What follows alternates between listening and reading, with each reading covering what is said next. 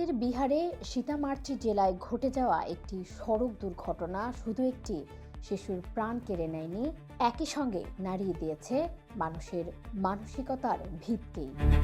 শুক্রবার সকালে পাপড়ি থানার জাঝিহাট গ্রামে স্কুলে যাওয়ার পথে রাস্তা পার হচ্ছিল সপ্তম শ্রেণীর ছাত্র রিতেশ কুমার গোলু, বয়স মাত্র ১৩ বছর।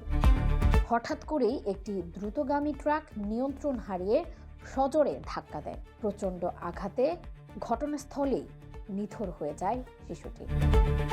মুহূর্তেই থেমে যায় তার সব স্বপ্ন, সব সম্ভাবনা।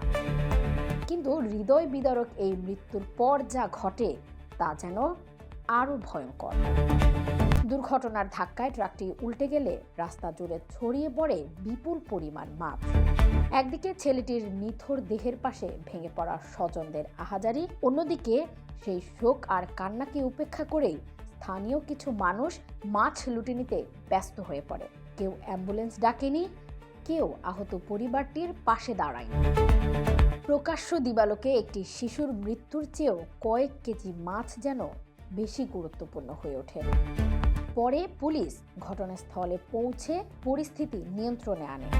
ট্রাকটি জব্দ করা হয় এবং লুটপাটকারীদের সরিয়ে দেওয়া হয়। শিশুটির মরদেহ উদ্ধার করে ময়নাতদন্তের জন্য হাসপাতালে পাঠানো হয়েছে।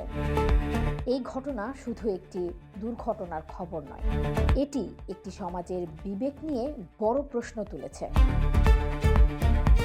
একটি প্রাণ যখন নিথর হয়ে পড়ে থাকে, তখন মানুষের এমন আচরণ সামাজিক অবক্ষয়ের নির্মম ছবি হয়ে উঠেছে।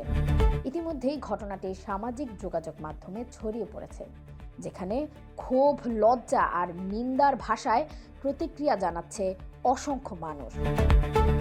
ইসরাত জাহান মনিকা, দ্য ডেইলি এক্সপ্রেস।